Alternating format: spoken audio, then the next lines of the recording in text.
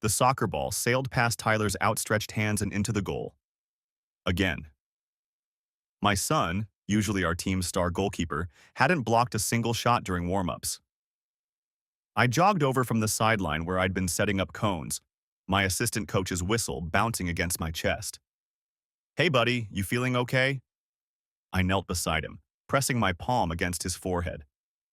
The heat radiating from his skin made me pull back instinctively. "Jesus, Tyler, you're burning up." "Dad, my stomach." He doubled over and I barely got him to the trash can in time. The other parents were starting to notice, offering water bottles and concerned looks. Sophie, my 7-year-old, was at her friend Emma's birthday party 2 fields over, and I could see the bounce house deflating in the distance as the party wound down. "Okay, we're going home," I said, wrapping my arm around Tyler's shoulders. He leaned into me, shivering despite the Texas heat that was already climbing past 80 degrees at 9 in the morning. "But Mom said I had to play the whole game," Tyler mumbled. "She said commitment means—" "Mom's at her study group, remember? And you have 102 fever." I checked with the team's first aid kit thermometer. "She'll understand." Tyler nodded weakly. "Can we get her? I want Mom." I looked at my son's pale face, his eyes glassy with fever, and made a decision that would change everything. "Sure, buddy, let's go get Mom." The drive to UT Austin should have taken 20 minutes. I made it in 12, Tyler curled up in the back seat with a plastic bag I'd grabbed from the snack shack. Sophie was safe at the birthday party for another hour. Emma's mom had assured me she could stay for the full party when I'd called from the car. The university library parking lot was fuller than I'd expected for a Saturday morning. I guess MBA students were serious about their studies. Jennifer certainly was, every Saturday for 2.5 years, 9 to 6, like clockwork. I'd built my construction company on that kind of discipline, so I understood it, respected it even. "Wait here, buddy. Keep the AC running." I left Tyler with my phone playing his favorite YouTube channel and jogged toward the library entrance. The security guard at the desk looked up from his newspaper. He was an older guy, probably working weekends for extra retirement money. His name tag read, Carl. "Morning, sir. Can I help you?" "Yeah, my wife's in one of the study rooms. Jennifer Patterson, MBA program. My son's sick and I need to get her." Carl's forehead creased. "Study room? On a Saturday?" "Yeah, she's here every Saturday. Has been for over 2 years." He shook his head slowly. "Sir, we haven't allowed Saturday study room reservations for going on 2 years now.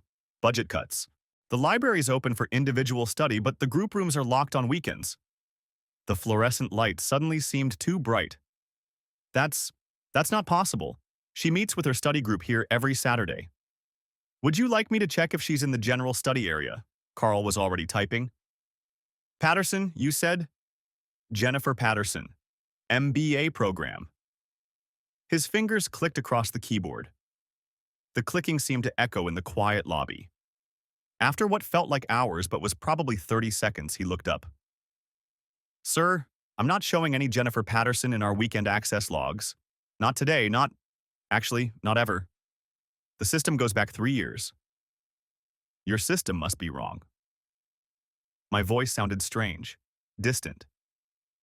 "It's possible she uses a different entrance," Carl suggested kindly. "Though they all feed into the same system." I walked back to the car in a daze. Tyler had fallen asleep, his face still flushed with fever. The YouTube video was still playing. Something about Minecraft. Normal. Everything should be normal. But it wasn't. I drove Tyler home, gave him Tylenol, and tucked him into bed with a cool washcloth on his forehead. Sophie texted from Emma's mom's phone that they were going for ice cream after the party. Good. That gave me time. Jennifer's laptop sat on the kitchen desk where she always left it. We'd never been the type of couple to hide passwords. Hell, she'd been the one to insist we share everything when we got married. "No secrets," she'd said. "That's how trust works." Her password hadn't changed. Sophie and Tyler, 2011. The UT Austin student portal loaded slowly. Or maybe it just seemed slow because my hands were shaking. I clicked on Academic Records. Status: Graduated. December 2023. 6 months ago. The transcript unfolded on the screen like a roadmap to a lie. She'd overloaded every semester, taking summer courses, even winter session. 48 credits in 18 months. The woman I'd married was nothing if not efficient. GPA. 3.8. Graduated with distinction. 6 months ago. I heard Tyler cough upstairs and went to check on him. He was still asleep, but his fever had broken. I adjusted his blanket and stood in his doorway for a long moment, watching his chest rise and fall. When had Jennifer last done this? When had she last chosen to be here on a Saturday instead of at her study group? Back at the laptop, I opened her email. The family computer. We both used it, no secrets, remember?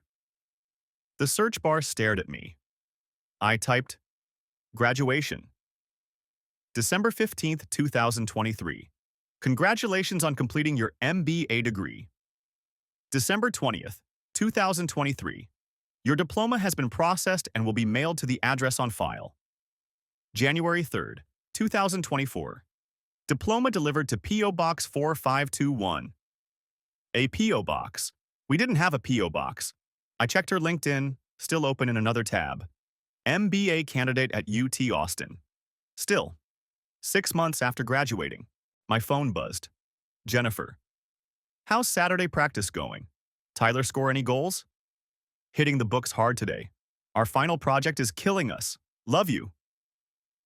I stared at the emoji, the little book, the heart, the casual lie wrapped in punctuation.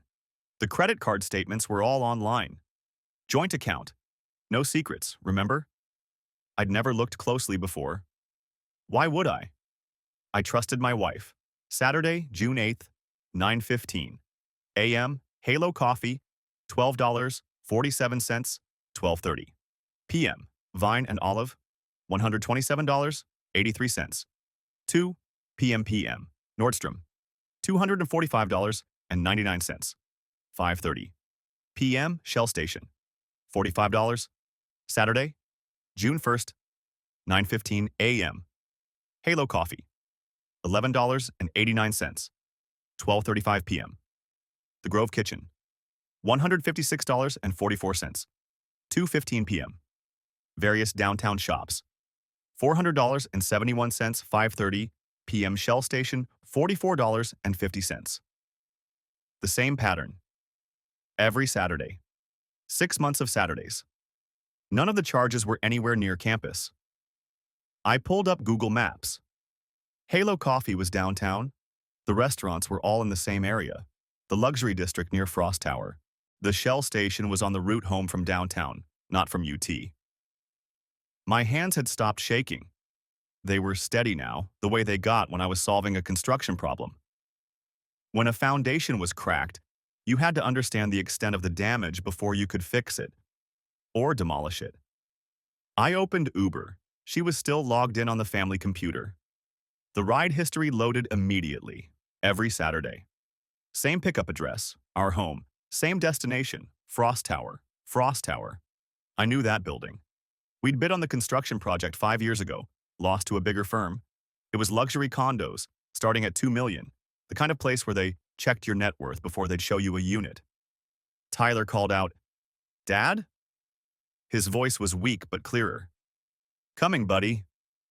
I made him soup, sat with him while he ate it slowly. Sophie texted that Emma's mom could bring her home. I told her that would be perfect. "Dad," Tyler said, pushing his bowl away, half-finished. "Why do you look sad?" "I'm not sad, buddy. Just thinking about work stuff." "Mom says you think too much about work," he yawned. "She says that's why she has to study so hard to help you retire someday." "She said that?" "Yeah. She says her MBA will make us rich." He was already falling back asleep. "Then you can coach soccer all the time." I tucked him in again and went back downstairs. Sophie would be home in an hour. Jennifer wouldn't be home until 6. I had time to think. The smart thing would be to confront her, to ask for an explanation. Maybe there was one. Maybe the library had moved her study group off-site. Maybe the graduation was a mistake in the system. Maybe those Uber rides were to a different study location. Maybe the coffee charges were for the whole study group. She was generous like that. Maybe. But I'd built my company by trusting my instincts. And my instincts were screaming. I called my brother James. He'd been divorced twice. Would know a good lawyer. Mike? What's up? Isn't it Saturday? Thought you'd be at soccer? Tyler's sick. Hey, hypothetically, if someone needed a private investigator, someone discreet, who would you recommend? There was a pause. Hypothetically? Yeah. You okay, Mike? Hypothetically. He sighed. Tom Morrison. He's expensive but worth it. Did my second divorce. Found stuff even I didn't suspect. You want his number? Text it to me. Mike. Thanks, James. I hung up and stared at the laptop screen. The Uber history was still open. Frost Tower. Every Saturday. Sophie burst through the door at 3, sugar high and chattering about the party. I helped her wash the temporary tattoos off her arms and listened to her detailed ranking of all the candy in the piata. Normal dad stuff. Normal Saturday stuff. Stuff Jennifer had been missing for 6 months. Longer, probably. She came home at 5:47, 13 minutes early. How's my family? She called out, breezing through the door with her leather messenger bag, the one I'd bought her when she'd started the program. Productive Saturday? She looked perfect. She always looked perfect on Saturdays. Her hair was styled, not library messy. Her makeup was fresh, not worn away by hours of studying. Her clothes were carefully chosen, not the comfortable stuff she wore when she actually worked from home. How had I not noticed? Tyler's sick, I said. Fever of 102 at practice. Her face shifted to concern so quickly it seemed rehearsed. Oh no, my poor baby. Where is he? Sleeping. Fever broke around noon. I should check on him. She started toward the stairs. He's fine. Let him sleep. I kept my voice neutral. How was study group? Exhausting. She collapsed onto the couch with theatrical fatigue. Marcus had us run through the entire financial modeling section again. I swear if I see another spreadsheet, I might scream. Marcus.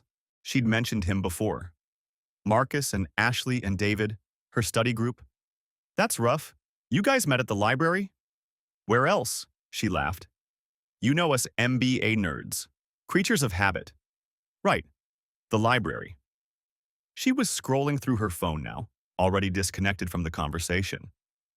I watched her thumb move across the screen. Was she texting him? Whoever he was? I'm going to order pizza for dinner, I said. Since Tyler's sick, something easy. Perfect. I'm going to shower. I feel gross from being in that stuffy library all day. That stuffy library she'd never entered. She kissed my forehead as she passed. She smelled like cologne. Men's cologne. I ordered pizza. I helped Sophie with her weekend homework. I checked on Tyler. I did all the things I did every Saturday night while Jennifer recovered from her exhausting study sessions. Tom Morrison called me back that evening, after the kids were in bed and Jennifer was in her office, catching up on readings. Your brother said you might need my services. Hypothetically. Of course. Hypothetically, what kind of situation are we discussing? Infidelity, hypothetically. I see, and hypothetically, what kind of proof would you need? Whatever it takes for a favorable divorce settlement. And custody arrangement. Custody, so there are children involved. 2. I see. Hypothetically, I charge $5,000 for a comprehensive investigation. That includes surveillance, asset searches, and court-admissible documentation. How long? Depends on the subject's patterns. If they have a regular schedule, could be as quick as a week. Every Saturday, 9 to 6. That's very regular. Yeah. Hypothetically, Mr. Patterson, I could start this Saturday. I hadn't told him my name, but then he was a professional. Do it. The week crawled by. Jennifer went to work Monday through Friday, came home, helped with homework, made dinner twice, attended Sophie's dance class on Wednesday, kissed me goodnight every evening. The perfect wife. Except now I noticed things. The way she guarded her phone, The new lingerie and the laundry that she'd never worn for me. The way she'd started doing Pilates for stress relief from all the studying. The perfume she only wore on Saturdays. Tom Morrison sent his first update Thursday night. A single text. Subject patterns confirmed. Full report Saturday evening. Friday night, Jennifer mentioned the study group was doing a final push before exams. Exams? I asked. When are those? 2 weeks. Can you believe it? Almost done. She was practically glowing. That's amazing, babe. We should celebrate. After exams. I don't want to jinx it. Saturday morning came like it always did. Jennifer up at 7, shower, careful makeup application, the good jeans, the silk blouse. Study clothes? I asked from bed. We're doing presentation practice today. Have to look professional. On a Saturday? She laughed. MBA programs don't care what day it is. Neither did Lies, apparently. She kissed me goodbye at 8:45. I watched from the window as the Uber pulled up. She got in the back seat, already on her phone. Tyler had a makeup game at 10. Sophie had gymnastics at 11. I did it all, like I'd been doing it all for 6 months. Longer, really, since before she graduated. Tom Morrison called at 2 p.m. Can you meet me at my office? I have the kids. Bring them. I have a playroom for situations like this. His office was in a nondescript building in North Austin. The playroom was actually nice. Xbox, toys, books. Tyler and Sophie barely looked up when I left them there. Tom's actual office was exactly what you'd expect. Leather chairs, dark wood, photos of him with various law enforcement badges. He was younger than I'd expected, maybe early 40s, with the kind of careful blankness that probably served him well in his profession. Mr. Patterson. He slid a folder across the desk. I want to warn you before you open this. Is it that bad? That depends on your definition of bad. I opened the folder. The first photo showed Jennifer entering Frost Tower at 9:27 a.m. The second showed her in the elevator, pressing the button for the penthouse floor. The third showed her at a door, penthouse 4. The fourth showed the door opening. The man in the doorway was familiar. It took me a second to place him. Brad Harrison, her first boss out of college. He'd been at our wedding. Hell, he'd given a toast about how he knew Jennifer would go far the moment he'd hired her. The subsequent photos were time-stamped throughout the day. Jennifer and Brad on his balcony holding coffee cups, through the floor-to-ceiling windows, them on his couch, her head on his shoulder, them kissing in his kitchen. The penthouse is registered to Bradley Harrison, age 44, venture capitalist, divorced January 2023, no children, net worth approximately $40 million. January 2023, a year and a half ago. There's more, Tom said quietly. The next set of photos was from the parking garage. Jennifer's car, the BMW I'd bought her for her birthday, parked in a reserved spot. The spot labeled PH4 guest. She drove herself? I asked. Sometimes. I pulled credit card records. Legally, since you're on the account, the Uber charges only go back 8 months. Before that, she was driving herself, which means this has been going on since at least the beginning of her MBA program. Tom nodded. There's one more thing. He pulled out another document. Bradley Harrison's divorce filing. His ex-wife claimed infidelity but couldn't prove it. But look at the date of separation. September 2022. 2 months after Jennifer started her MBA. You think? I pulled her LinkedIn history through cached pages. She updated her employment history in 2022 to include strategic consultant, Harrison Ventures from 2014 to 2016. That was her job title when she worked for him. Before we were married. They've known each other a long time, Mr. Patterson. I stared at the photos. Jennifer looked happy. Happier than I'd seen her in... When? When was the last time she'd looked at me the way she was looking at Brad Harrison in these photos? What do you recommend? I asked. Usually I'd say confront her with the evidence, file for divorce, use this for custody and asset division. Usually? She's been lying for at least 6 months about graduating. possibly lying for 2.5 years about the nature of her relationship. That shows a level of deception that, well, it's unusual. What would you do if it were you? Tom was quiet for a moment. I'd want her to feel what I felt. The shock, the public humiliation, the complete destruction of the facade. Yeah, but I'm not a lawyer, Mr. Patterson. I'm just a guy who takes pictures. Right. I gathered the photos, paid Tom his fee, and collected my kids. They chattered about games and videos the whole ride home. Normal Saturday afternoon stuff. Jennifer came home at 5:52. She looked tired but satisfied. The kind of tired you get from good physical activity, not from studying. How was study group? I asked. Productive. I think we're really ready for these finals. That's great, babe. Hey, I was thinking, we should do something special for your graduation. Her face went very still. My graduation? Yeah, it's coming up, right? December? Oh, yeah, but that's months away. Still, we should plan something. Your parents would want to come down from Houston. Let's just see how finals go first. Of course. That night, after she was asleep, I sat in my home office and made a plan. I'd built my construction company from nothing. I knew how to build. More importantly, I knew how to demolish. You had to understand the structure's weaknesses. You had to place the charges precisely. And then you had to get clear before you pressed the button. Sunday was normal. Church, lunch at our usual place, Jennifer helping Tyler with his science project while I taught Sophie to ride her bike without training wheels. She'd been asking for weeks, but Saturdays had been too busy with all my single-parent duties. I did it. Dad, I did it, Sophie shrieked, wobbling down the sidewalk. That's my girl. Jennifer looked up from Tyler's solar system model. You should have waited for me. I wanted to see her first solo ride. You can see the second one, I said. Next Saturday? I have study group. Right, study group. Monday, I called my foreman, Roberto.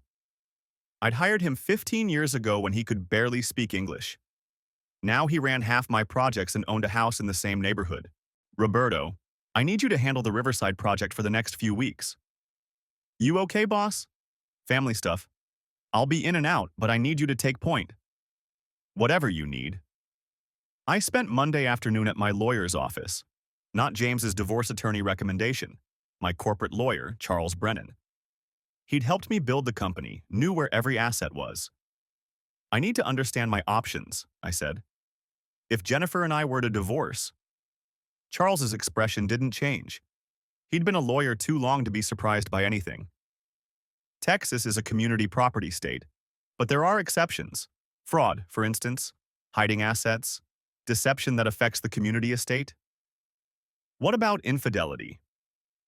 Texas is a no-fault state, but infidelity can affect custody arrangements, especially if it shows a pattern of choosing the affair over parental duties. What if someone lied about educational expenses, used them as cover for an affair? Now Charles looked interested. That would be fraud. Misuse of community funds.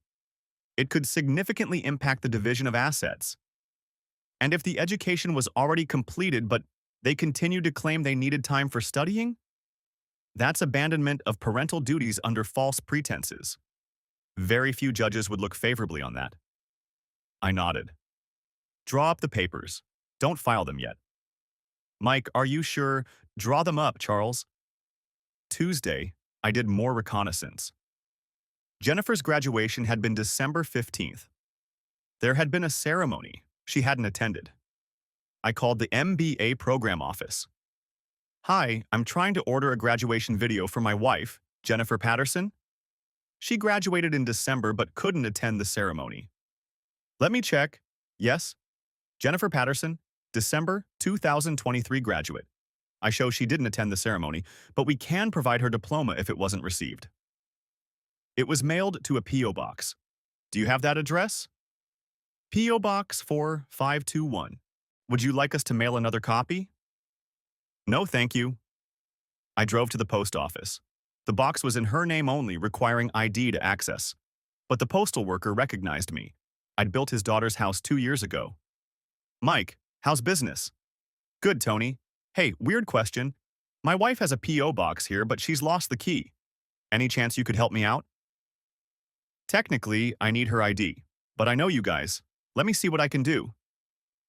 5 minutes later, I was holding Jennifer's diploma, Master of Business Administration, awarded December 15th, 2023.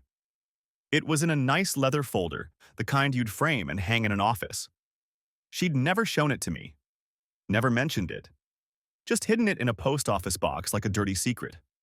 Wednesday, I had lunch with Brad Harrison's ex-business partner, David Jackson. I'd built David's office complex 3 years ago. He owed me a favor after I'd eaten the cost of some last-minute changes. David, what can you tell me about Brad Harrison? David's chopsticks paused halfway to his mouth. Why? I might be doing some work for him. Don't. That bad? He's brilliant with money, but he's poison for relationships, business or personal. We dissolved our partnership after I found out he was using our company cards for personal entertainment, affairs, among other things. Why do you really want to know, Mike? I showed him one of the photos, just Jennifer entering Frost Tower. Ah, hell. Jennifer. Yeah. How long? At least 6 months, maybe 2 years. David was quiet for a moment. His ex-wife, Linda, she hired a forensic accountant during their divorce. Found out Brad had been hiding assets for years. Offshore accounts, shell companies. She got half of what she should have. You still talk to Linda? Sometimes. She's remarried now, lives in River Oaks. Happy, from what I hear. Good for her. Mike, Brad doesn't just have affairs. He collects trophies. Married women are his specialty. Trophies. He likes the conquest. Once he wins, he gets bored. Jennifer's not the first, and she won't be the last. Thursday evening, Jennifer was in the shower when her phone buzzed. She'd left it on the dresser. The text preview showed on the lock screen. Brad H. Can't wait for our special celebration Saturday. Wearing that thing you liked? I took a photo of the screen with my phone. Evidence. She came out towel drying her hair. Who texted? Didn't see. Your phone was buzzing. She grabbed it quickly, checked it, then smiled. Just Ashley from study group. Confirming Saturday. Ashley from study group, who was apparently now Brad H. Speaking of Saturday, I said, I was thinking about surprising you. Her whole body tensed. Surprising me? Yeah. You've been working so hard. Maybe I could bring you lunch at the library? No, she caught herself. I mean, that's sweet, but we have a strict no interruptions policy. Marcus is really uptight about it. Marcus sounds like a jerk. He's just focused, like I should be. She kissed my cheek.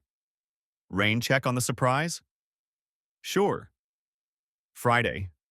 I did something I hadn't done in years. I took the day off, completely off. I took Tyler and Sophie to school, then drove to my first construction site. Not my company's first site, the first site I'd ever worked on 20 years ago.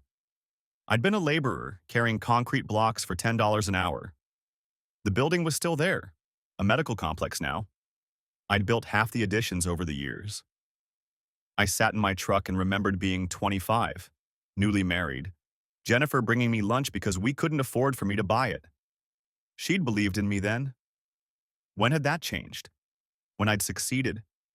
When the money started flowing?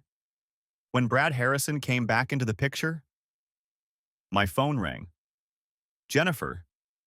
Hey, babe. Just wanted to remind you I have that extended session tomorrow. Might be later than 6. How late? Maybe 7? We're doing full presentation run-throughs. No problem. Sophie has a playdate at Emma's anyway. Perfect. You're the best, Mike. I know this has been hard, me being gone every Saturday. It's an investment in our future, right? Exactly. Just a couple more weeks and then everything goes back to normal. Normal. I almost laughed. I love you, she said. Yeah. Me too. Saturday came like a death sentence and a liberation all at once. Jennifer went through her routine. Shower, makeup, the good clothes, the perfume, the lies about Marcus and Ashley and study group. Big day, I asked. Huge. Full presentation practice. Knock 'em dead, she smiled brilliantly. I plan to. The Uber pulled up at 8:45. She kissed me goodbye, tasting like coffee and toothpaste and deception. I waited until she was gone, then called Roberto. I need the crew at my house at noon. The demo crew. Demo? What are we demoing? A marriage. Boss? Just be here. And Roberto? Bring the guys who can keep their mouths shut. Understood. I spent the morning doing what I'd done every Saturday for 2.5 years. Tyler's soccer game. They won 3-2, and he scored the winning goal. Sophie's gymnastics class. She'd mastered her cartwheel. Normal Saturday stuff. Single-parent stuff. At noon, Roberto and 5 of my crew showed up. These were my original guys, the ones who'd been with me since the beginning. They'd built my house. They'd come to my wedding. They knew Jennifer. What do you need, boss? Roberto asked. I handed him a list. Pack everything in the master bedroom that's hers. Clothes, jewelry, makeup, everything. Box it, label it, put it in the garage. They exchanged glances but didn't ask questions.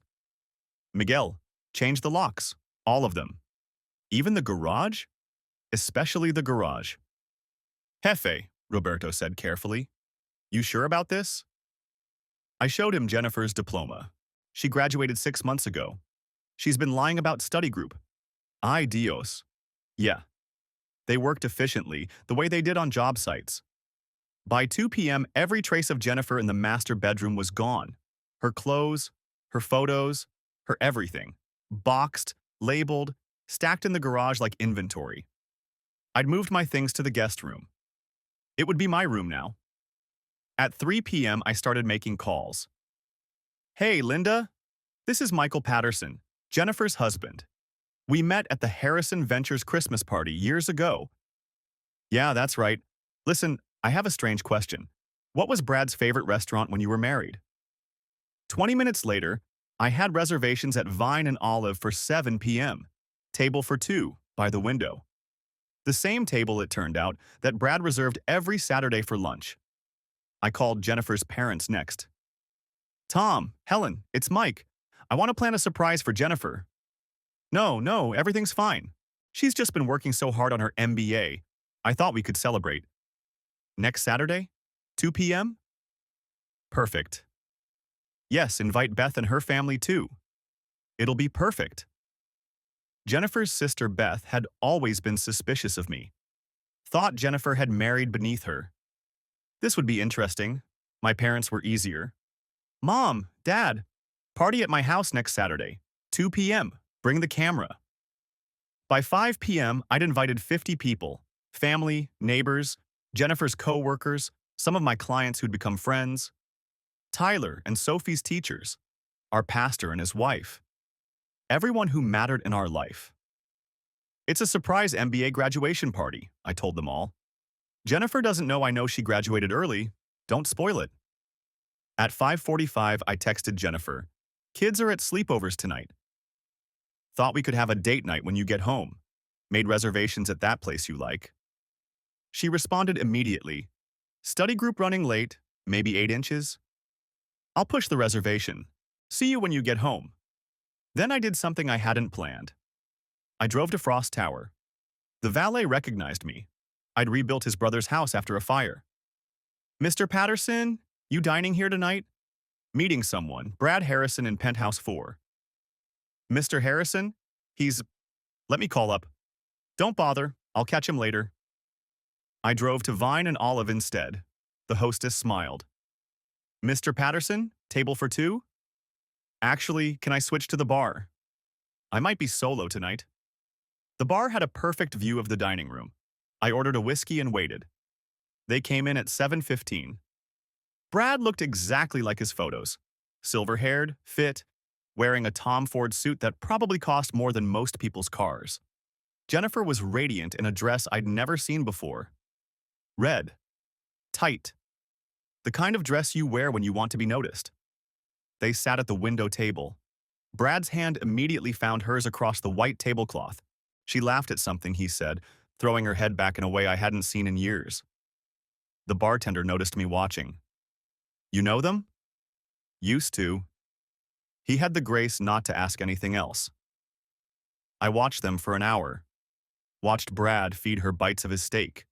Watched her wipe wine from his lips with her thumb. Watched them kiss between courses like teenagers. My phone buzzed. Jennifer. Finally free. Study group was exhausting. Be home in 30 minutes. She was sitting 50 feet away from me, Brad's hand on her thigh. I finished my whiskey, paid my tab, and drove home. The locks had been changed.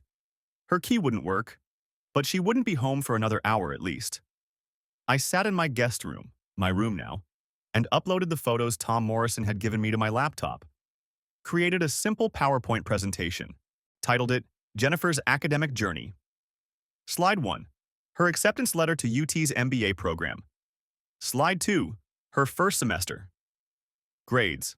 Slide 3. Her Dean's List certificate. Slide 4. Her graduation confirmation. December 15th, 2023. Slide 5. 6 months of Saturday Uber receipts to Frost Tower. Slide 6. Map showing the route from our home to Brad's penthouse. Slide 7. This morning's photos. Jennifer entering Brad's building. Slide 8.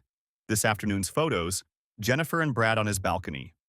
Slide 9. Tonight's photos. Them at dinner, kissing. I saved it. Set it to autoplay. Each slide would display for 30 seconds. Long enough to sink in. Jennifer came home at 9:47. I heard her car in the driveway, heard her try her key in the front door. Once, twice, 3 times. She called me. "Mike? My key's not working." "Oh, I had the locks changed. Been meaning to tell you. We had a break-in attempt in the neighborhood. I'll let you in." I opened the door. She looked perfect, not a hair out of place. No sign of her exhausting study session. "Why didn't you tell me about the locks?" She was irritated. "Sorry, been distracted planning your surprise." "What surprise?" "For next week. Don't worry about it." "How was study group?" "Brutal. Marcus had us do 3 full presentation runs." "Sounds rough. You hungry? You missed dinner?" I grabbed something from the vending machine. The vending machine at Vine and Olive, apparently. "I'm exhausted," she said, heading for our bedroom. "I'm just going to—" "I moved your stuff to the guest room," I said casually. "I'm having the master bathroom renovated starting Monday." "Surprise. I know you've been wanting to update it." Her face went through several expressions: confusion, calculation, forced happiness. "Oh, that's sweet. How long will it take?" "Couple weeks, maybe 3. The guest room's fine." It was almost too easy. Sunday through Friday passed in a blur of normalcy.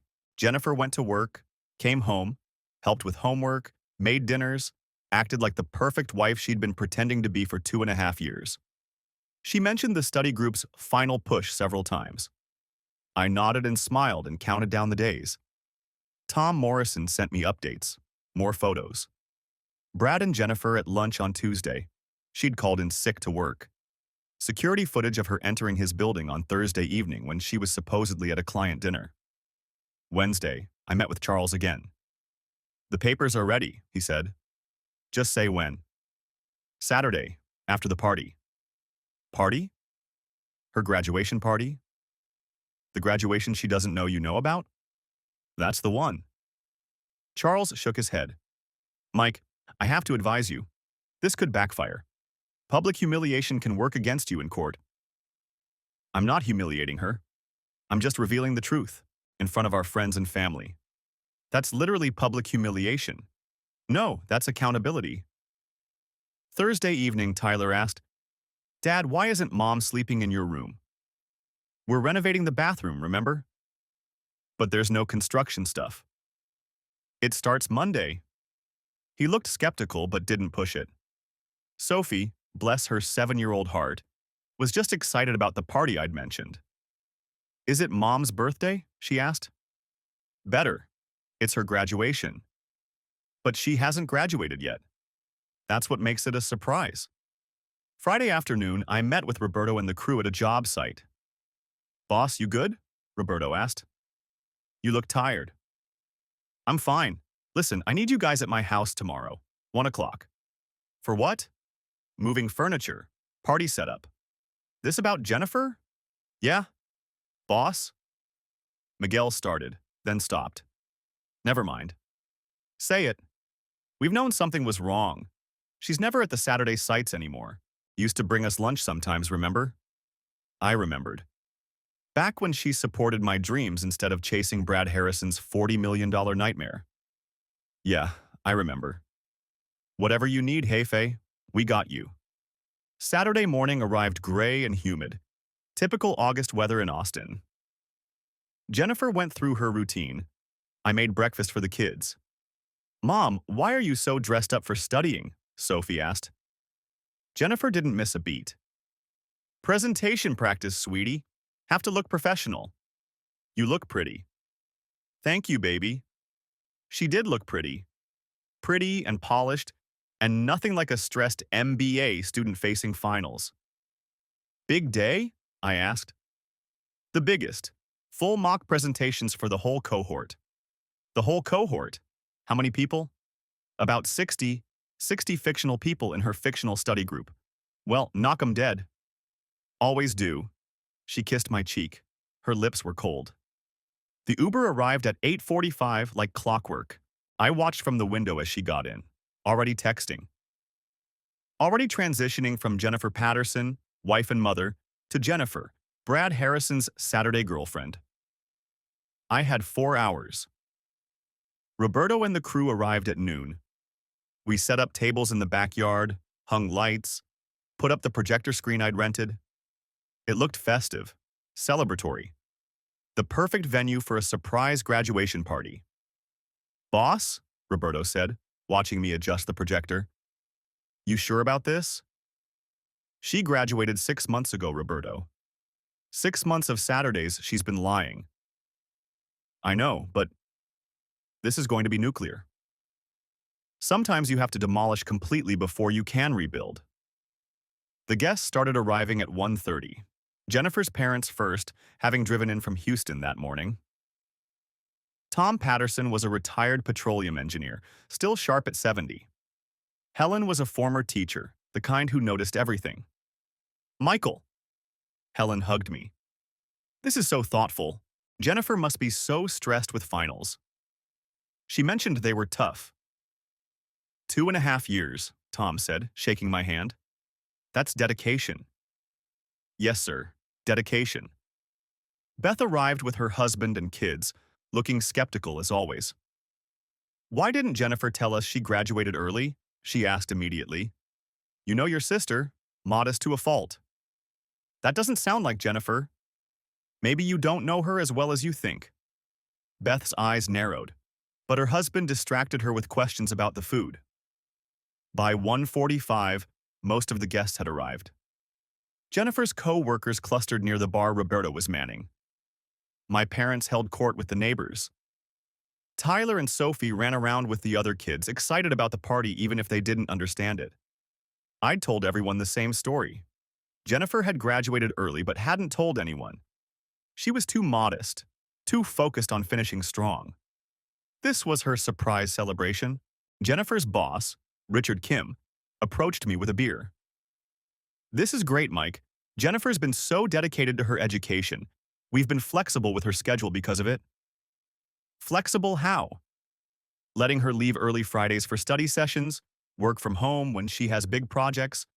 That MBA is going to be great for our company." "I'm sure it will be." At 2 p.m. sharp, I sent Jennifer a text. "Emergency at home. Come immediately," she responded, "in the middle of presentations.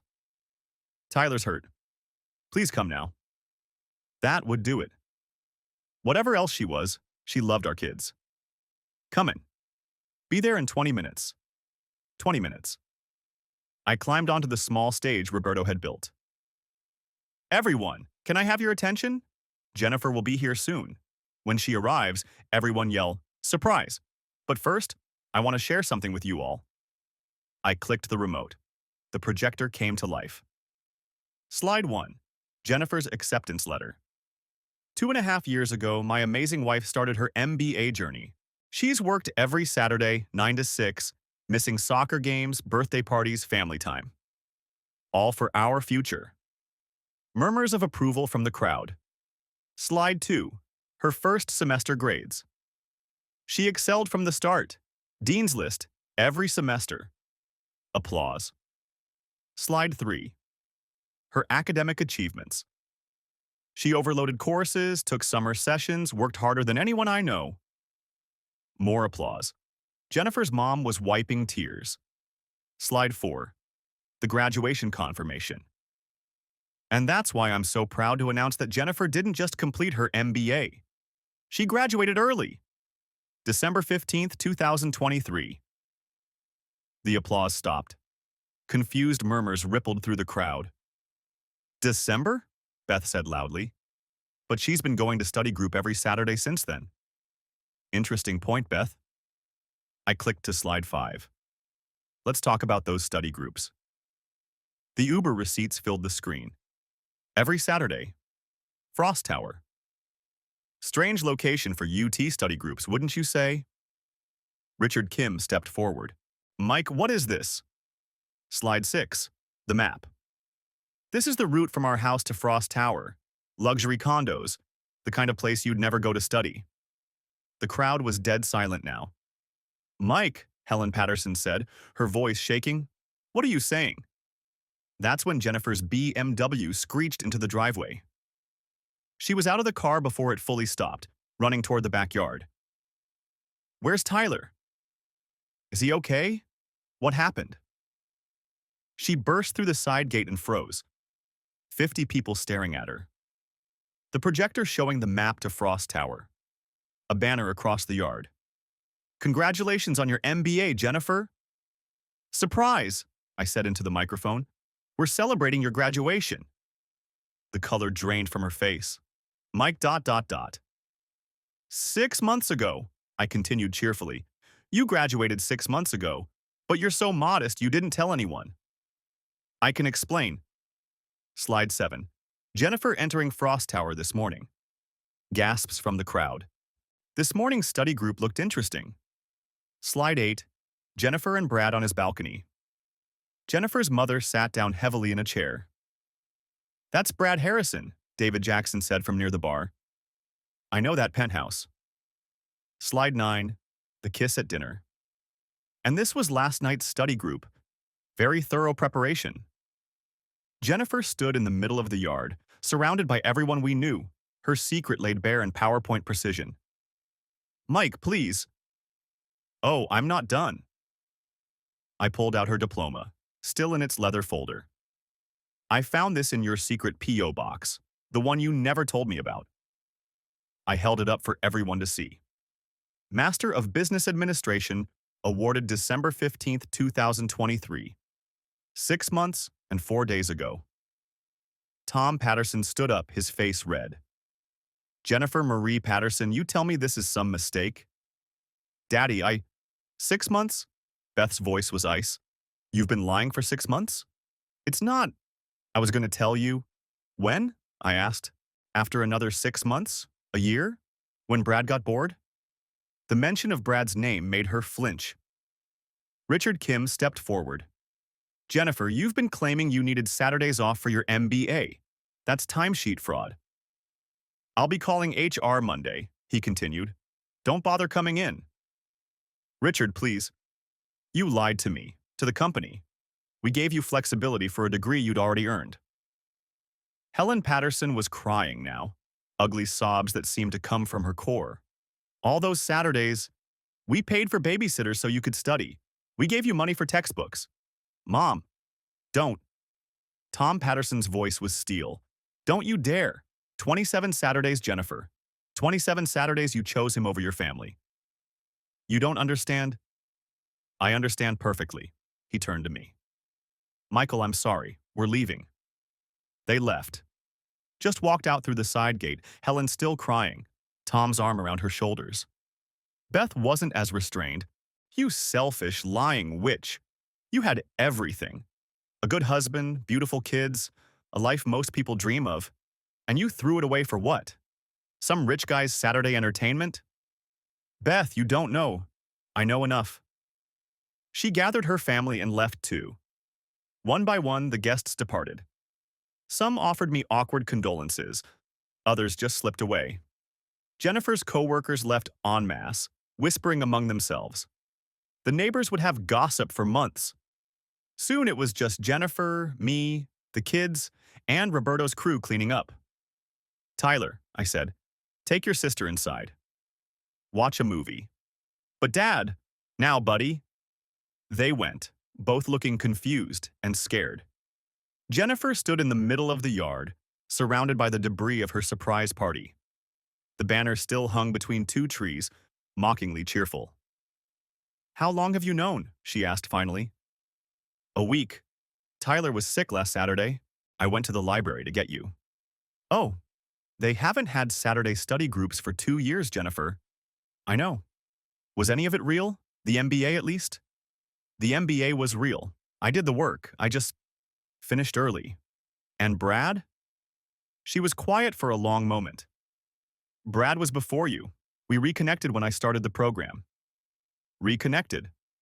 I laughed, but there was no humor in it. Is that what we're calling it? I didn't plan it. You planned it every Saturday for 2.5 years. The first year was real, she said desperately. The study group was real, but then I graduated early and Brad was there and you decided to keep lying. I was going to tell you. When? She didn't have an answer. Roberto and the crew had finished cleaning. They loaded the tables and chairs into their trucks, careful not to make eye contact with Jennifer. Boss, Roberto said quietly, we're done. You need anything else? Number thanks, Roberto. He squeezed my shoulder and left. Your things are in the garage, I said to Jennifer, boxed and labeled. You packed my things? The locks have been changed. The divorce papers will be filed Monday. Mike, please, we can work this out. Counseling? You graduated 6 months ago, Jennifer. 6 months of Saturdays you've been with him. That's 27 days. 27 soccer games, birthday parties, family dinners you missed for a lie. I love you, she said desperately. Number? You love the life I provide, the safety net. Brad's rich, but he won't marry you. His ex-wife told me all about him. You're not his first affair and you won't be his last. That's not true. Did he leave his wife for you? Silence. Did he even tell you why they divorced? More silence. It was you, wasn't it? You were the reason. It's complicated. It's really not. I pulled out my phone, showed her the text I'd received an hour ago from Linda Harrison. Tell Jennifer she's getting my sloppy seconds, and that the penthouse is mortgaged to the hilt. Brad's broke. Check the county records. Jennifer's face went white. He's using you, Jennifer, just like you used me. I never used you. Every Saturday for 2.5 years, I took care of our kids alone. I became a single parent so you could get your degree. And then you got it, and kept lying so you could play house with Brad. I'm sorry. Sorry you got caught. She was crying now, mascara running down her cheeks. What about the kids? I'll file for full custody. 27 documented abandonments should make that easy. You can't take my kids. I'm not taking them. You gave them away. Every Saturday for 6 months, you chose Brad over them. Mike, please, get your things and go. Brad's probably wondering where you are. She stood there for another moment, then walked to the garage. I heard her loading boxes into her BMW. It took 3 trips. As she was leaving, she stopped at the driveway. I did love you. Once. I know. That's what makes this worse. She drove away. I stood in the backyard, looking at the graduation banner still hanging between the trees. Then I took it down, folded it carefully, and put it in the trash. Tyler came outside. Dad, where did Mom go? She had to leave, buddy. Is she coming back? I looked at my son, his face so like mine at that age, and made a decision. I don't know. But whatever happens, we're going to be okay. Promise? Promise. The next 3 months were hell and liberation combined. Jennifer stayed with Brad for exactly 2 weeks before showing up at my office, mascara streaked and begging. He kicked me out, she said. Said it was fun, but he wasn't looking for anything serious. Shocking. Mike, please, I made a mistake. 2.5 years of mistakes. I have nowhere to go. Your parents? They won't talk to me. Beth? She changed her locks. Well, Brad has a nice penthouse. He's already seeing someone else. The woman from 4B. I almost felt sorry for her. Almost. There's a Motel 6 on I-35. I'll pay for a week. After that, you're on your own. The divorce was finalized in 3 months. Texas is efficient that way. Jennifer got no alimony. The fraud negated that. She got minimal child support because I got primary custody. The kids saw her every other weekend when she bothered to show up. She moved to Oklahoma City eventually, got a job at a call center. Her MBA was worthless. Word had gotten around Austin's business community. The MBA mistress, they called her. Not to her face, but everyone knew. Brad Harrison's life imploded too. David Jackson made sure everyone in venture capital knew about his Saturday adventures. His limited partners pulled out. The penthouse was foreclosed on. Last I heard, he was in Phoenix trying to rebuild. I kept Jennifer's diploma. Not out of spite, but as a reminder. It hangs in my office bathroom, above the toilet. Sometimes clients ask about it. That's my ex-wife's MBA, I tell them. She graduated 6 months before she told anyone. Kept going to study group every Saturday. Why? They always ask. Good question. When you figure it out, let me know. A year later, I was at Tyler's soccer game when I met Lisa. She was the new assistant coach, a teacher at his school. She was pretty in an understated way, funny, and absolutely terrible at soccer. I don't know why I volunteered for this, she admitted after sending a ball wildly over the goal. I've never played in my life. Why did you? The kids needed a coach? Sometimes you just step up, you know. I did know. We started dating slowly. She came to Saturday games, helped with Sophie's homework, made terrible dinners that we all pretended to love. She was getting her master's degree in education, going to real classes that I could verify actually existed. Just so you know, I told her early on, I might randomly show up at your school to verify you're actually studying. She laughed. That's the weirdest and most romantic thing anyone's ever said to me. I have trust issues. I gathered that from the MBA diploma above your toilet. One Saturday, about 18 months after the divorce, Tyler asked, Dad, does Mom still love us? We were at the park, Sophie on the swings, Lisa pushing her higher and higher. I think she loves you the best way she knows how. But not enough to choose us. Sometimes people make choices that don't make sense. It doesn't mean you're not lovable. Lisa chooses us. I looked at Lisa, laughing as Sophie demanded to go higher, higher. She'd been at every Saturday game for 6 months, never missed one. Yeah, buddy, she does. Jennifer called that night. She did sometimes, usually after a few drinks. I see you're dating Tyler's teacher. Assistant coach now, too. How domestic. How's Oklahoma City? Cold? Lonely? Sorry to hear that. Do you ever think about us, what we had? I think about what I thought we had.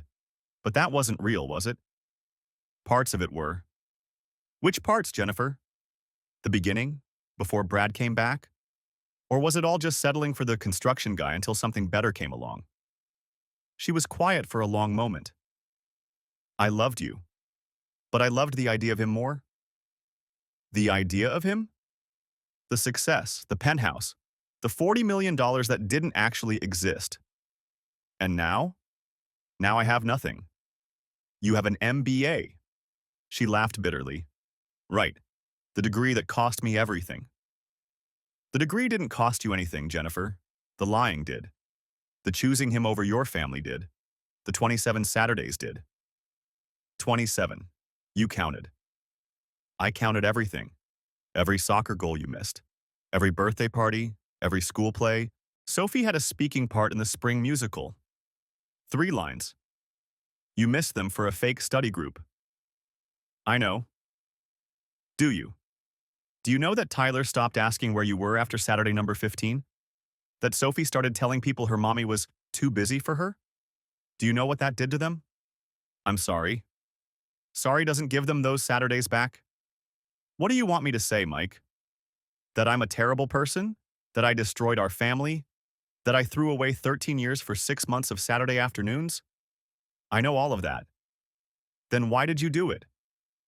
There was a long pause. Because for those Saturdays, I felt like someone else. Someone more important than a suburban mom and wife. Someone who deserved a penthouse view and expensive champagne. You were someone important. You were their mother. My wife. That wasn't enough. And now? Now I know it was everything. We hung up without saying goodbye. We never said goodbye anymore, just stopped talking when the words ran out. Lisa and I got married 2 years after the divorce. Small ceremony, just family and close friends. Tyler was my best man, Sophie the flower girl. Jennifer sent a card.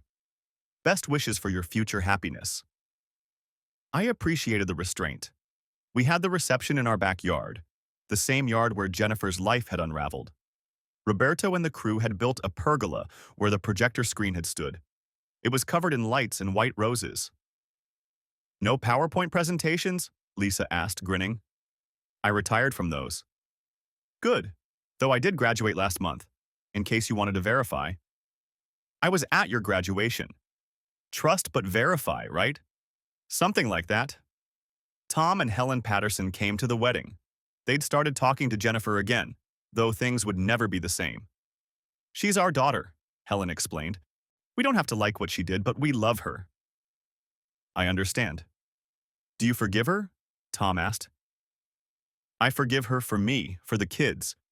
But forgetting? That's different. Fair enough.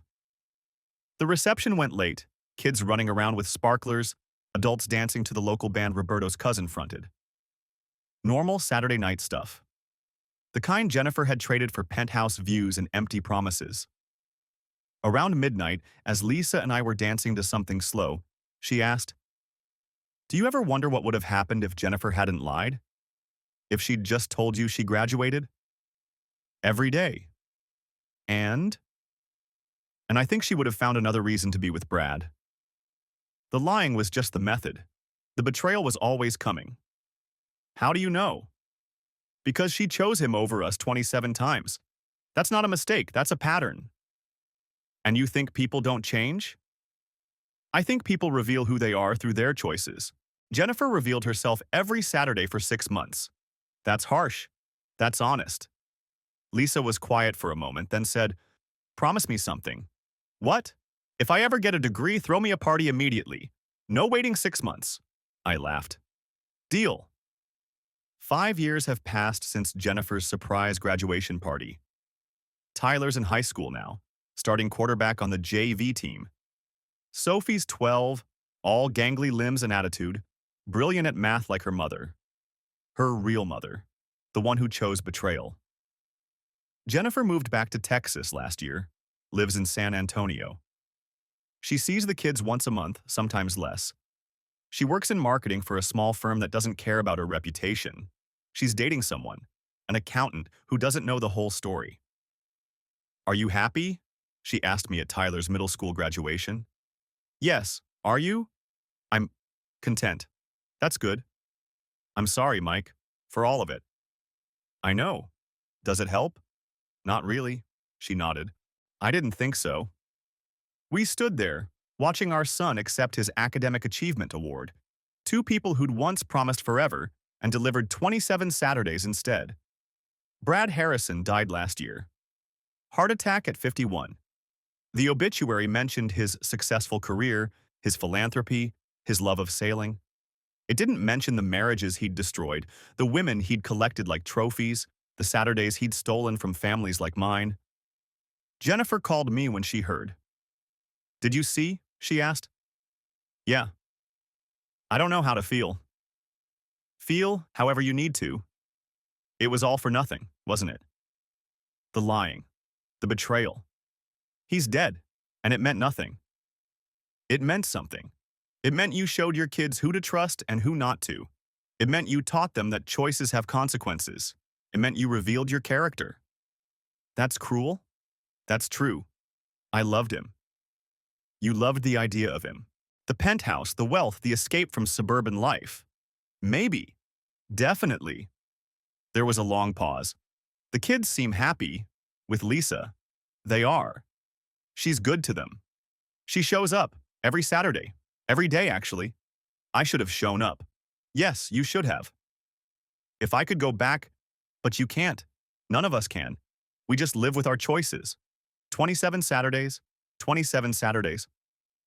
Last month I was cleaning out the office and found the banner from Jennifer's surprise party.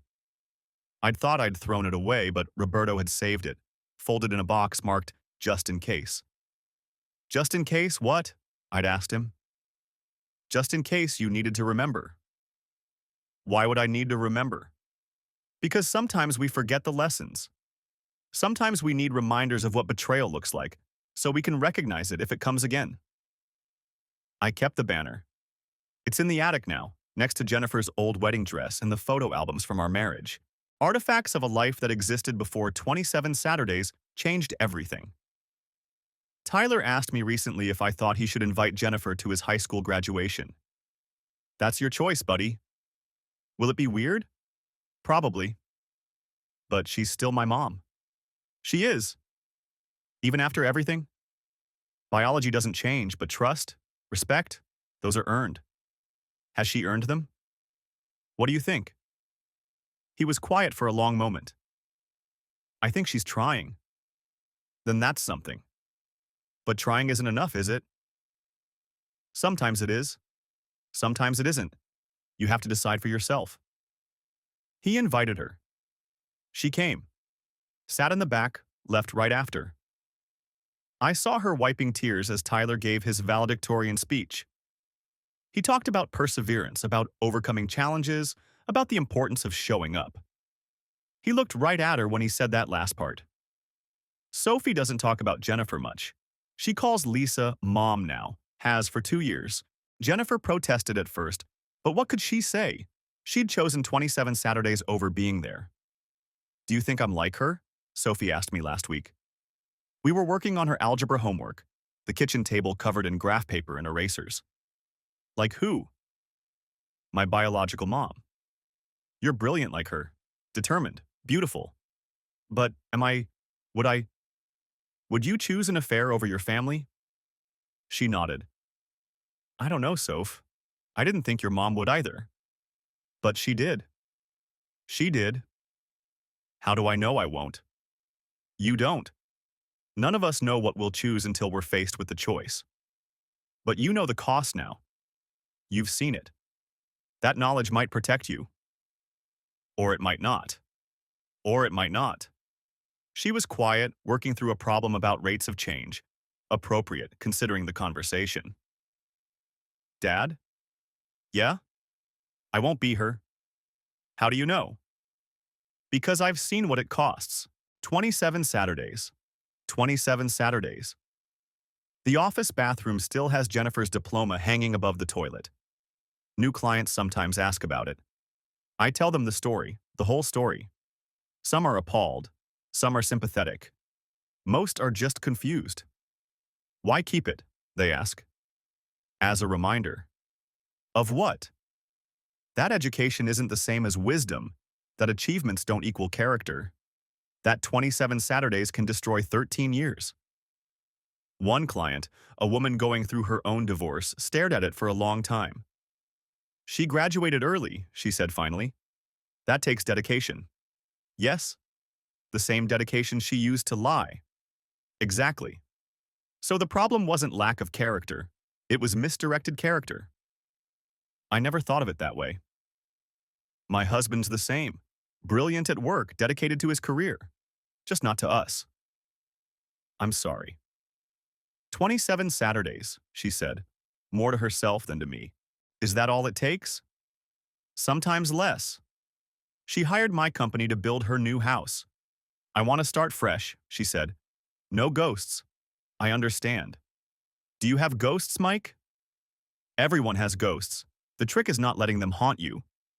And do they haunt you? I thought about Jennifer, about Saturday mornings, about the surprise on her face when she saw 50 people in our backyard. Not anymore. Now they're just reminders. Of what? To verify everything. Trust, but verify. That sounds exhausting. It is, but it's better than the alternative. 27 Saturdays. 27 Saturdays. Last week was Tyler's first varsity football game. He's only a sophomore, but he's good enough to start. The whole family was there. Me, Lisa, Sophie, my parents, Lisa's family.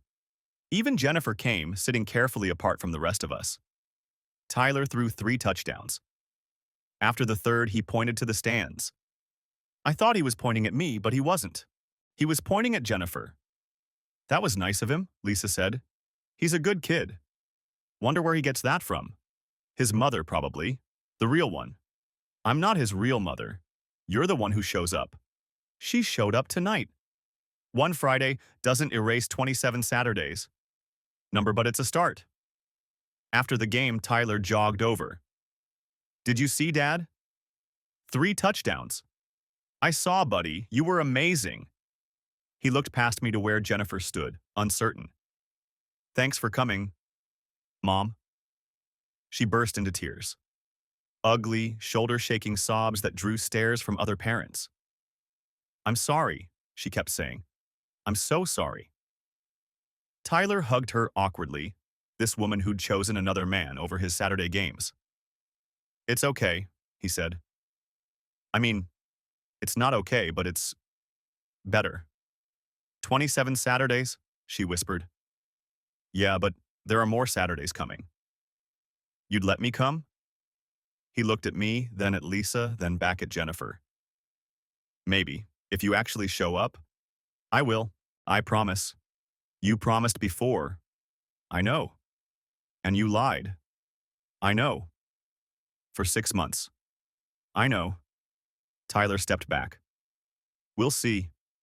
That's where we are now, seeing. Jennifer comes to some games, misses others. The kids don't count on her, but they don't refuse her either. It's a careful balance, built on the wreckage of 27 Saturdays. Lisa asked me once if I regret the way I handled it. The public humiliation, the PowerPoint presentation, the 50 witnesses to Jennifer's destruction. Sometimes, I admitted, it was cruel. But she needed to face what she'd done, publicly, the same way she'd lied publicly. That's vindictive. That's justice. Is there a difference? I used to think so. Now, I'm not sure. Would you do it again? Yes. The exact same way? Maybe with fewer people, maybe just family. But still public? Still public. The lying was public. Every Saturday she left our house for a fake study group. The revelation needed to be public too. That's harsh. That's honest. Tomorrow is Saturday. Tyler has a game at 10. Sophie has a math competition at noon. Lisa and I will divide and conquer, the way partners do, the way Jennifer and I should have. Jennifer texted asking if she could come to Tyler's game. It's a free country, I replied. That's not what I'm asking. What are you asking? For forgiveness. I forgave you years ago, for me, not for you. Then what am I asking for? I don't know, Jennifer. What are you asking for? There was a long pause before her next text. A 28th Saturday. I stared at the phone for a long time. Then I typed, we'll see. Because that's all any of us can do. See what people choose. See if they show up. See if 27 Saturdays of betrayal can be overcome by showing up for the 28th. The diploma still hangs in my bathroom. Sometimes I think about taking it down, but I don't. It's part of our story now, the Patterson family story. The story of a woman who graduated in December but kept lying until June. The story of a man who discovered the truth and demolished a marriage in front of 50 witnesses. The story of 2 kids who learned that trust is earned, not given. The story of 27 Saturdays. It's not a happy story. It's not a sad story.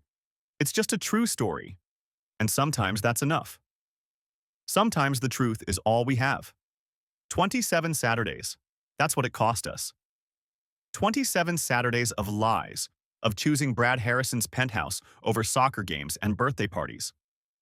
27 Saturdays of study group that was never about studying. But here's what I've learned in the 5 years since that surprise graduation party. 27 Saturdays can break a family, but they can't break the people in it. Not if they choose to be unbreakable. Tyler's unbreakable. He's 17 now. Recruiter letters already coming in from colleges. He doesn't talk about his mother much, but when he does, it's with a kind of distant sadness, like he's describing someone who died a long time ago. In a way, she did. The mother he thought he had died the day 50 people learned about her 6-month lie. "Do you think I'll be a good dad?" he asked me last week. We were working on his truck, a 2010 Ford I'd helped him buy and fix up. "Why are you thinking about that now?" "I don't know, just wondering if it's genetic. The leaving." "Your mother didn't leave, she was removed." "Because she chose someone else." "Yes." "For 27 Saturdays." "Yes." He was quiet, hands deep in the engine, adjusting something I couldn't see. "I won't be like that," he said finally. "How do you know?" "Because I know what it costs. I saw your face that day, Dad, when you were showing those slides. You looked broken." "I was." "But you didn't stay broken." "No?" "How?" "I thought about it." "By choosing not to. Every day, I chose to get up, take care of you and Sophie, build my business, keep going. Choice by choice, I became unbroken. And Mom? She chose differently. She chose Brad. For 27 Saturdays. Then she chose self-pity. Then she chose to run to Oklahoma. Then she chose to come back but not really commit. She's still choosing Tyler, just not choosing us. That's sad." "It is." "Sophie's different. She's 14 now, all sharp edges and brilliant observations. She doesn't remember as much about the before times when Jennifer was present. Her memories are mostly of Lisa, who's been her real mother since she was 9. "I'm doing a project on family structures," she told me yesterday. "Can I interview you?" "About what?" "About our family, how it works." "Shoot." "When did Lisa, become my mom?" "Legally? When we got married?" "No, really become my mom. The first Saturday she showed up for your gymnastics meet instead of doing something else." "So showing up makes you a parent?" "Showing up consistently makes you a parent." "And Jennifer?" "She calls her Jennifer now, not biological mom or birth mom, just Jennifer." "What about her?" "Is she still my parent?" "Biologically, but not really." "That's up to you to decide." "I've decided." "And?" "She's someone who used to be my mom, like how someone used to be your friend in elementary school. You remember them, but they're not part of your life anymore." "That's harsh." "That's honest." "She sounds like me. That's either good or terrifying. The construction business is thriving." Turns out, being known as the guy whose wife had a 6-month fake study group affair makes you oddly sympathetic to a certain clientele. I've built 3 houses for divorced women in the last year alone. They all want the same thing. A fresh start, no ghosts, nothing that reminds them of the betrayal. I understand that. Roberto's still my foreman.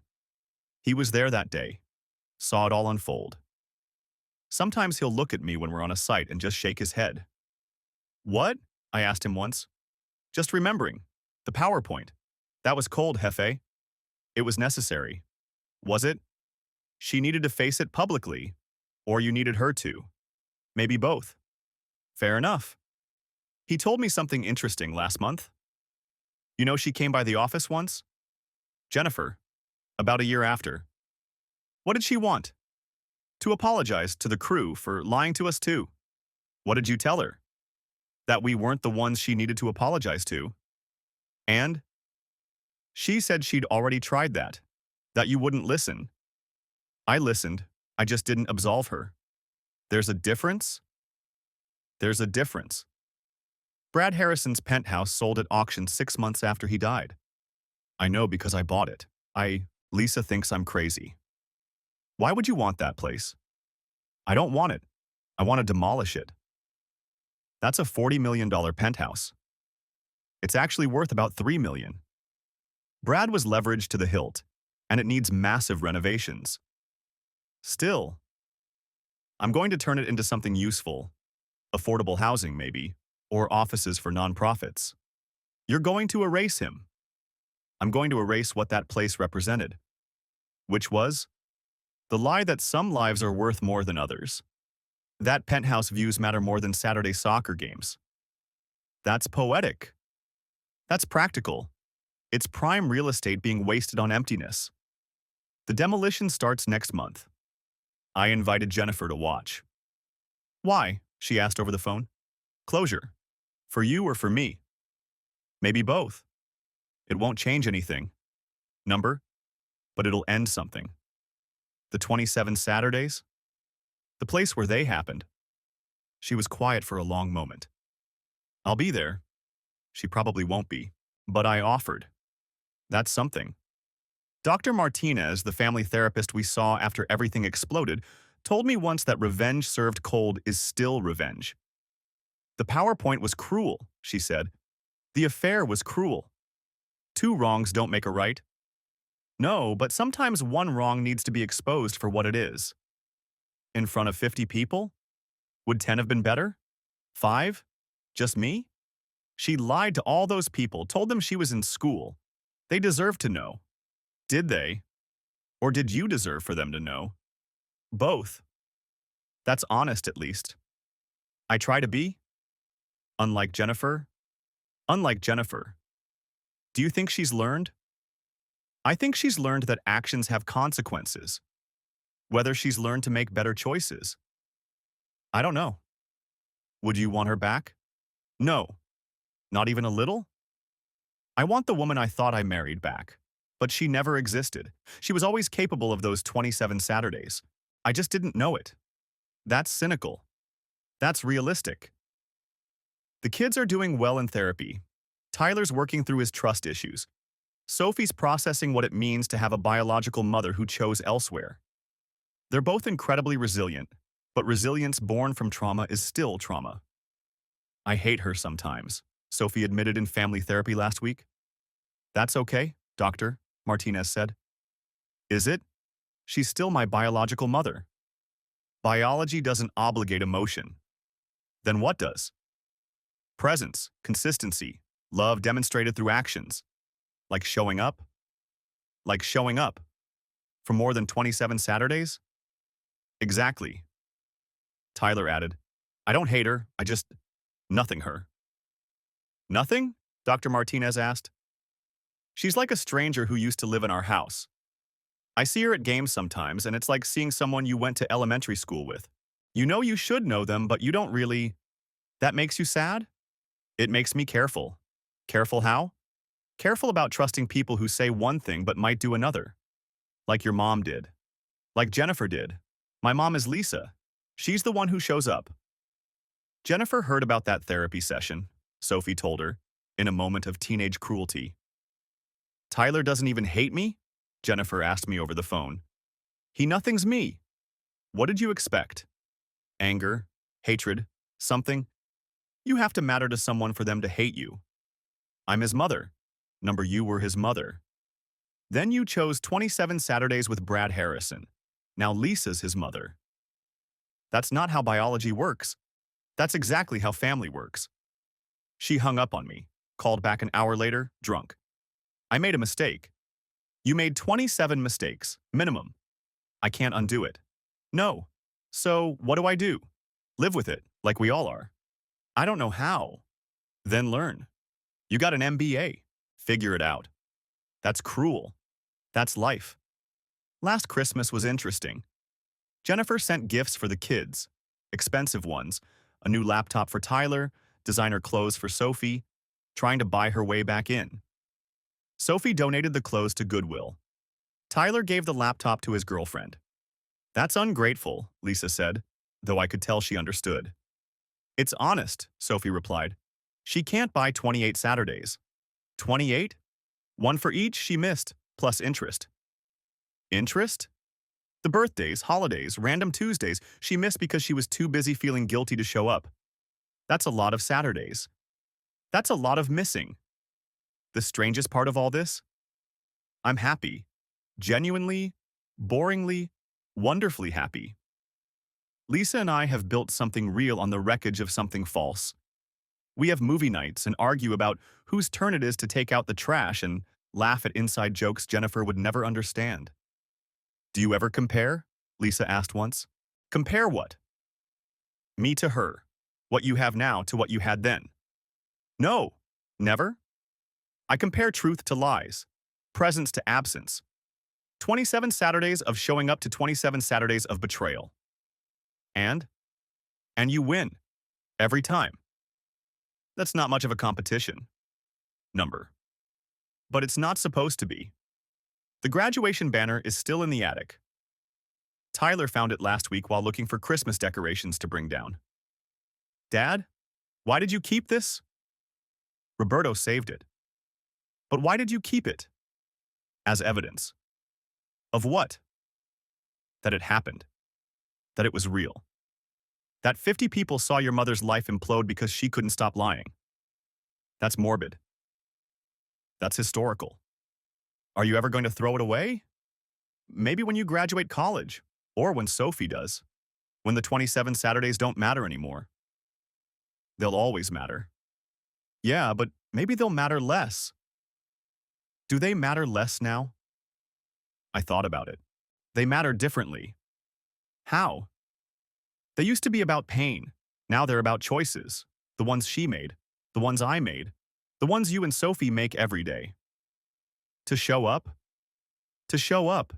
Jennifer's dating someone new, an accountant from San Antonio who doesn't know the whole story. She brought him to Tyler's playoff game last month. He seemed nice, bland, safe. The kind of man who'd never have a penthouse to offer. That's him? Lisa asked, not unkindly. Apparently. He looks stable. Brad looked successful. True. Think she told him? About the 27th Saturdays? Doubt it. Should we tell him? I looked at Lisa. That's not our story to tell anymore. Even though it affects the kids. Even though you're more evolved than I am. Number, I just don't care enough anymore to interfere. When did that happen? Somewhere between Saturday 28 and today. The demolition of Brad's penthouse is scheduled for next month. I'm going to let Tyler push the button that brings it down. He doesn't know that yet. It'll be his graduation present. Why that? Lisa asked when I told her the plan. Because he deserves to destroy the place that destroyed his family. That's dramatic. That's therapeutic. Is it? 27 Saturdays happened in that penthouse. Let him turn it to rubble. And then we build something better in its place. Like what? I don't know yet. Maybe we let Tyler decide. That's a lot of responsibility. He's carried more. Roberto's crew is doing the demo prep. They all remember that day in our backyard, the PowerPoint. Jennifer's face when she realized everyone knew. You sure about this, Jefe? Roberto asked when I showed him the building. It's just a building. It's Brad Harrison's building. Brad Harrison's dead, and it's my building now. To destroy. To transform. That's poetic. That's practical. The foundation's good. We can build on it. After you destroy everything else? After we destroy everything else. Including the memories? Especially those. Jennifer found out about the demolition from the kids. She called immediately. You bought the penthouse? The whole building, actually. Why? Investment property. That's not why. No. You're erasing him. I'm erasing a mistake. My mistake. Your 27 Saturdays of mistakes. This won't change what happened. But it'll change what remains. Which is nothing. Just like Tyler feels about you. Nothing. She was quiet for a long moment. I deserve that. Yes? All of it. Yes. Will it ever end? The punishment? This isn't punishment, Jennifer. It's consequence. What's the difference? Punishment would be me actively trying to hurt you. Consequence is you living with what you chose. For how long? How long were you planning to lie about graduating? Silence. That's how long. 3 days before the demolition, Jennifer showed up at my office. First time in 2 years. She looked older, tired, wearing regular clothes instead of the careful outfits she used to wear for Brad. I need to ask you something, she said. Ask. Do you think the kids will ever forgive me? I don't know. Do you think they should? That's not my decision. But you have an opinion. I do. And I think forgiveness is earned through consistent action over time. You've been inconsistent at best. I'm trying. Trying isn't showing up. Trying is what you do before you fail. Showing up is what you do regardless. That's harsh. That's parenthood. I'm their mother. Lisa's their mother. You're their biological donor who chose 27 Saturdays elsewhere. That's cruel. That's accurate. She started crying. Not the dramatic sobs from the graduation party, but quiet tears that seemed more real. I loved him, she said quietly. Brad? Yes. More than us. Differently than you. More than us, she nodded. For those 27 Saturdays, yes. And now? Now he's dead and you've all moved on and I'm alone with an MBA I can't use and memories of a penthouse that's about to be demolished. That's poetic. That's pathetic. Yes. She looked at me, really looked at me for the first time in years. You're happy. I am. Really happy, not just surviving. Really happy. With Lisa. With Lisa. With the kids. With the life we've built. On the wreckage of ours. On the wreckage of your lies. Same thing. Number. Our life wasn't wrecked. Your lies were. There's a difference. I don't understand. The life I thought we had never existed. You were always lying, even before Brad. About being satisfied, about wanting what we had, about who you were. The graduation party just revealed it. That's not true. Then when did the lying start? She thought about it. Really thought about it. When I realized the MBA wouldn't change anything. That I'd still be a suburban mom with a successful husband and 2 kids and a life that looked perfect from the outside but felt empty inside. When was that? About 6 months into the program. And Brad? Reached out right after that, like he knew. He probably did. Predators are good at sensing vulnerability. He wasn't a predator. He was a man who specialized in married women. What would you call that? Lonely. That's generous. Or accurate. He had you every Saturday for 6 months. How lonely could he be? You'd be surprised. I really wouldn't. Demolition Day came on a Saturday. Of course it did. It had to. Tyler and Sophie were there, along with Lisa, my parents, Roberto, and the crew. Even Jennifer's parents came, though they stood apart from everyone else. Jennifer showed up at the last minute, standing at the edge of the crowd that had gathered to watch. Ladies and gentlemen, I announced through the bullhorn, we're about to demolish the building formerly known as Frost Tower. In its place, we'll be building affordable housing for single parents pursuing education. Someone in the crowd laughed. That's ironic. That's intentional, I replied. I handed Tyler the detonator. You sure, Dad? 27 Saturdays happened in that building. You deserve to end them. He looked at the device, then at his mother standing at the edge of the crowd, then at Lisa beside us. Together? He asked, holding the detonator between us. Lisa put her hand on one side. I put mine on the other. Sophie added hers on top. On 3, Tyler said. 1. 2. Jennifer stepped forward like she wanted to say something, to stop it maybe. 3. The building came down in a controlled collapse, each floor pancaking into the next, dust rising like memories being scattered to the wind. The crowd cheered. Someone was filming. It would probably go viral. Man demolishes building where ex-wife had affair, or something equally clickable. But that wasn't what this was about. It's done, Sophie said quietly. What is? Lisa asked. The 27 Saturdays. They're rubble now. The memories aren't. Number. But the place is. That's something. Jennifer approached as the crowd dispersed. Dust was still settling, coating everything in a fine gray film. Feel better? She asked me. Actually, yes. It won't change what I did. Number, but it changes what's left. Which is nothing. Which is space to build something better. Without me. You removed yourself. You removed me. After you chose 27 Saturdays elsewhere, cause and effect. She looked at the rubble. He would have hated this. He's dead. His opinion doesn't matter. It mattered once. To you. For 27 Saturdays. You're never going to let that go, are you? I've let it go. I just haven't forgotten it. What's the difference? Letting go means I don't carry the anger anymore. Not forgetting means I learned the lesson. Which was, trust but verify. Show up or shut up. 27 Saturdays can destroy 13 years. That's depressing. That's educational. Tyler and Sophie were taking pictures in front of the rubble, Lisa laughing at something they were doing. My real family, built on the ruins of the false one. I should go, Jennifer said. Probably.